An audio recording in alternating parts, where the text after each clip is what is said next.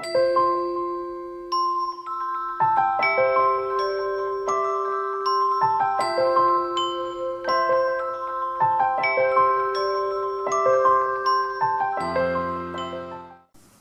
guys, it's How's everyone doing? Good, good, good, I hope.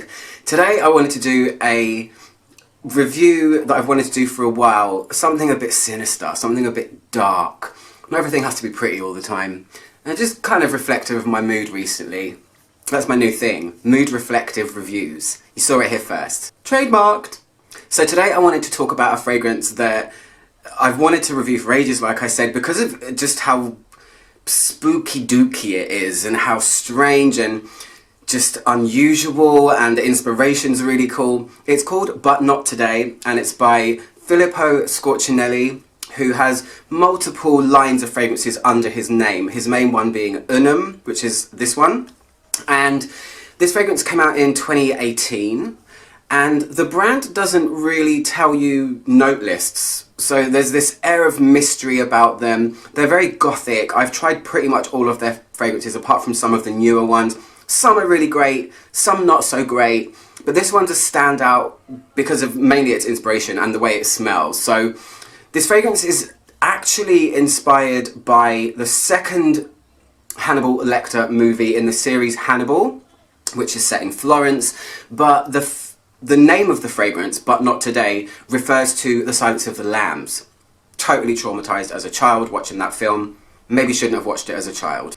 So But Not Today refers to a moment in the film which is very, very kind of sinister, where Hannibal Lecter meets Clarice Starling and he's behind glass and he says to her something along the lines of, "Sometimes you wear Evian skin cream and L'air de Temps perfume, but not today." It's just that creepy moment where he can smell her through the glass and he can tell her what perfume she's wearing, or she wears, not even when she's wearing it. It's just a weird moment. Anyway, I can't give you a note list because they don't give you one, so it's fun to pick it apart and just figure out for yourself what you think it smells like. A lot of people smell a lot of different things, but this is my take. So let me spray the last little bit of the sample I have on my right hand. It's drying on my left. So I will start by saying that this perfume to me, although it's got all of this inspiration from Hannibal and it's got all of this stuff going on, to me this fragrance feels like the inspiration comes from Buffalo Bill, who actually scared me a lot more in the movie than Hannibal himself. He was just so terrifying, and it's even more terrifying that he was based on a real person. Don't even want to think about it. So I'll tell you why. But the way this smells is the following. The first two things that jump out from this perfume to me is, one, lavender. The second one is immortelle.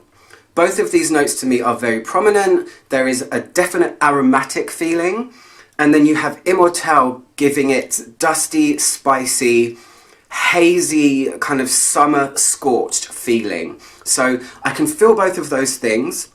Both of those notes though have this feeling where it feels like they've been kind of burnt a little bit. It's not super smoky, but there is something a little bit like it's been burned around the edges. So it's like lavender has had a torch put to it, and it's kind of like the remnants of that. So lavender and immortelle.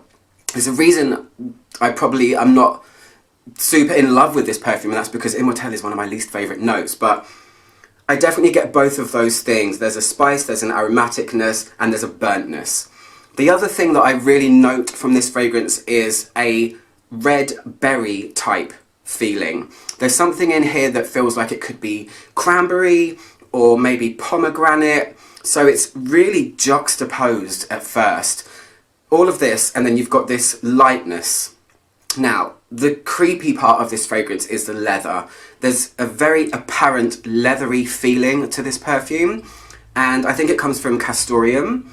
And the way the leather smells in here, this is where it's a little bit uncomfortable, because there's a definite humanistic type leatheriness to this fragrance. It's not a leather jacket or boots or anything like that where it's like treated leather, which is actually pleasant in fragrance.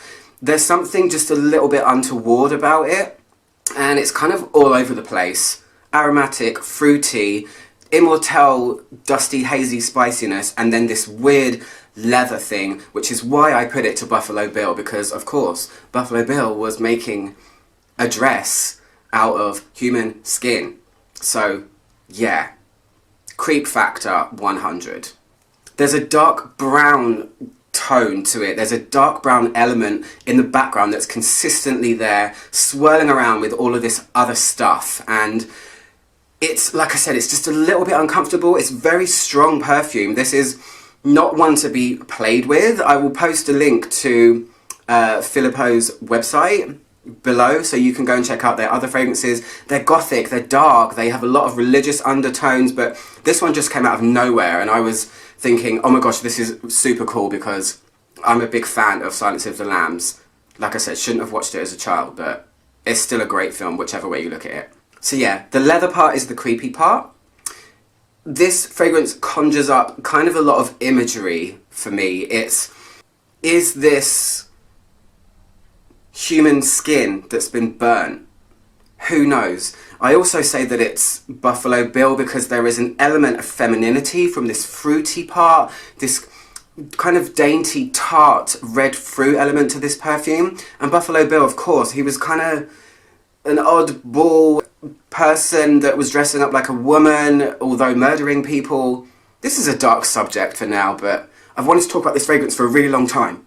When it starts to dry, the berry part of it goes away, the dark, rough brown part of this fragrance stays, the scorched part stays. And when I say scorched, like I said, it's not necessarily smoky, it's something that is kind of just on the cusp of being burned, and it's something that it just adds this darkness to it and this sinister, wacky thing that is very unique and interesting and such a great inspiration. I mean, the inspiration on me is a little bit lost considering it's Hannibal, but the name is about Silence of the Lambs, and in my head it's Buffalo Bill, but hey, I'm here to tell you how it smells. I would be really interested to see what everyone else thinks of this if they've smelled it, because this is taking it to a dark place in a humanistic, weird, leathery way that's kind of just odd. Just odd. It's definitely not as aggressive when it's dry, and it goes a little bit more blended, but it still retains this thing that's on the cusp of being ugly with certain pretty elements, and it's really hard to get your head around, but it's definitely one to try if you like very avant-garde and unusual fragrances that are definitely not of the norm. I mean, I don't even know when I would wear this, or where, or even what season. I mean, it's probably too heavy for warm weather, but it's so fun to smell and just think about the creepiness of those movies and try it on my skin and just try and get in the head of what the perfumer was thinking about.